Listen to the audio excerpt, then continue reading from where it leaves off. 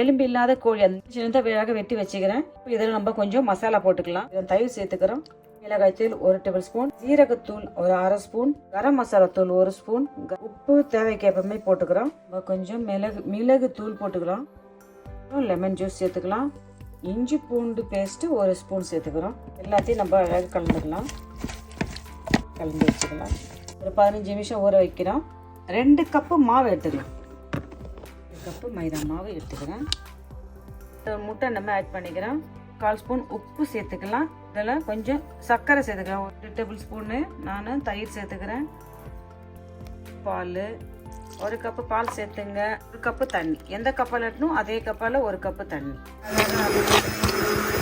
நீங்கள் மிக்ஸி ஜாரில் போட்டு அரைக்கலாம். நான் இதில் போட்டு அரைக்கிறேன். மாவு கலந்து வச்சுக்கிட்டோம். திட்டமாக எண்ணெய் சேர்த்துக்கலாம். அதை இதில் சேர்த்துக்கலாம். ஆட் பண்ணிக்கலாம். அழகாக ஆட் பண்ணிவிட்டு பொரியமாக ஜென்டில் கிண்டுக்கிறோம். மூணு போட்டு பொரியமாக அப்படியே வேக வைப்போம். கோயில் விடுற தண்ணியிலே இது நல்லா வேகுது. அதுக்கான பச்சை மிளகாய் நானும் ஒரு பெரிய சைஸ் வெங்காயத்தை நல்லா சேர்த்துக்கிறேன்.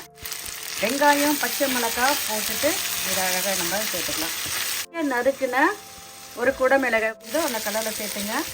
ஒரு கிரீன் கலர் கப்பிச்சு மிளகாய் வச்சு சேர்த்துக்கிறேன். நான் மிளகுத்தூள் 1 டேபிள், கொத்தமல்லி தழை இதில் போட்டு சேர்த்துக்கிறேன். நம்ம இதில் கொஞ்சம் சீஸ் சேர்த்துக்கிறேன். நான் ஒரு 50 கிராம் அளவுக்கு சீஸ் கொஞ்சம் நான் துருவி சேர்த்துக்கிறேன். இதுபடியும் 2-3 டேபிள் ஸ்பூன் அளவுக்கு நம்ம எண்ணெய் சேர்த்துக்கலாம். மாவில் ஒரு 3 டேபிள் ஸ்பூன் அளவுக்கு நான் எண்ணெய் சேர்த்துக்கிறேன். மாவை வந்து நல்லா அழகாக கரைச்சிட்டு அப்படியே அழகாக திருப்பி விட்டுட்டு இதை எடுப்போம். திருப்பி போட்டுட்டு எடுத்துருவோம்.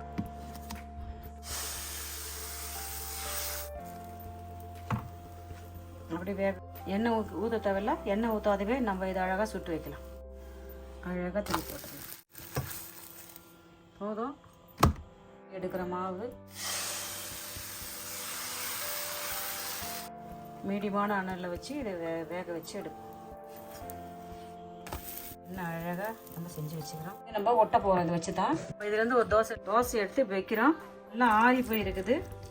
இதில் அழகாக நம்மளுக்கு ஏற்ற மாரி நல்லா 1 டேபிள் ஸ்பூன் அளவுக்கு அழகாக எடுத்துட்டு இதை இதுக்குள்ளே அழகாக வச்சுட்டு நம்ம வச்சுட்டு இருக்கிற மாவை கொஞ்சம் துவட்டிக்கிறோம். இது மேலே அப்படியே தடவும். இது மேலே அழகாக அப்படியே இது இந்த பக்கம் இப்படி செஞ்சுட்டு எடுத்துட்டு இப்படி வைக்கணும். மறுபடியும் ஒன்று எடுக்கிறோம். அழகாக இதில் வைக்கிறோம். இதில் வச்சுட்டு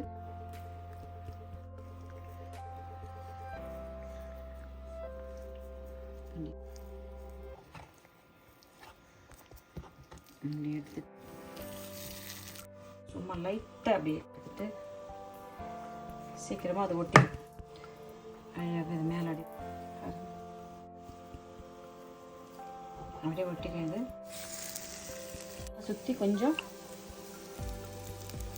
எண்ணெய் ஊற்றிக்கலாம். அதுதான் சுத்தமாக கொஞ்சம் நேரமாக இதை நம்ம பொரித்து எடுக்க வேண்டியதுதான். கொத்தமல்லி தழை போட்டுடலாம்.